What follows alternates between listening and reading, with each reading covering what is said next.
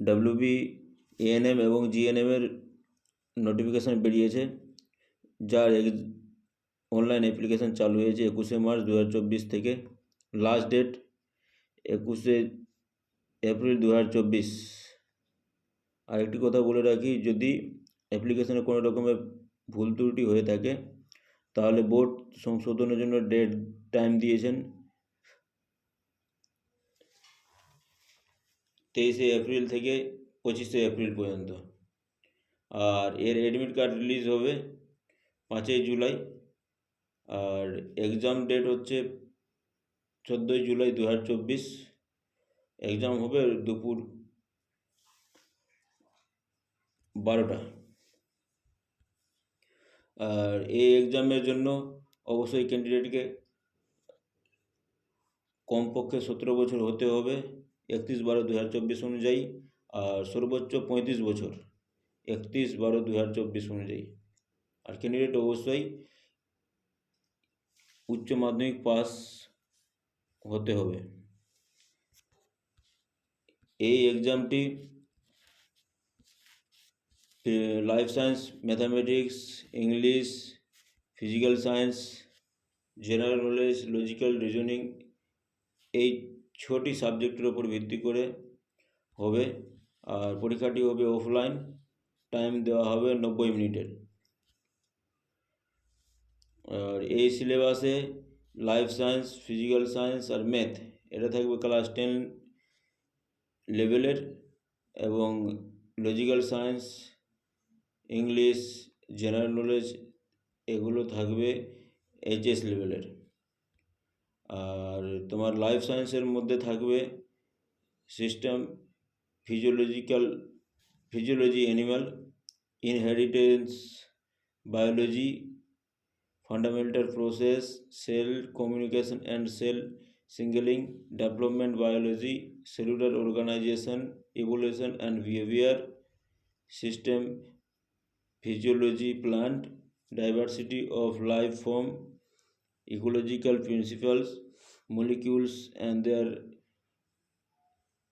interaction relevant to biology, applied biology, method in biology।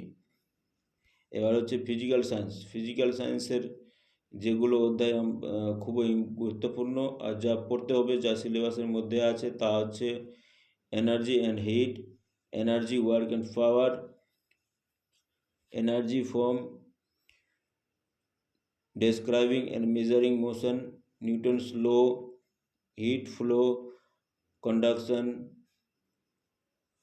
convection and radiation, energy conservation and transfer, force, weight and mass, phase of matter, phase of change, motion, position, energy, theory of gravity, principle of electricity, magnetism and electromagnetism, principle of waves and sound, 3 laws of thermodynamics, temperature and thermometers। এই হচ্ছে তোমার physical সায়েন্সের syllabus. তারপর ইংরেজি থাকবে HS লেভেলের, যা গ্রামারগুলো পড়েছ তা। আর ম্যাথামেটিক্স মাধ্যমিক লেভেলের থাকবে, দেখে নাও, একটু ভিডিওটি থামিয়ে দেখে নিও। এবারে জেনারেল নলেজ হবে Indian states, capital, Indian dance, national tree, high court, largest, smallest state, union territories of India, neighboring countries, dam India, national animal, তারপরে হাইওয়ে, ন্যাশনাল পার্ক, রিভার, হ্যাঁ এগুলো ইম্পর্টেন্ট গুলো দেখে নিতে হবে।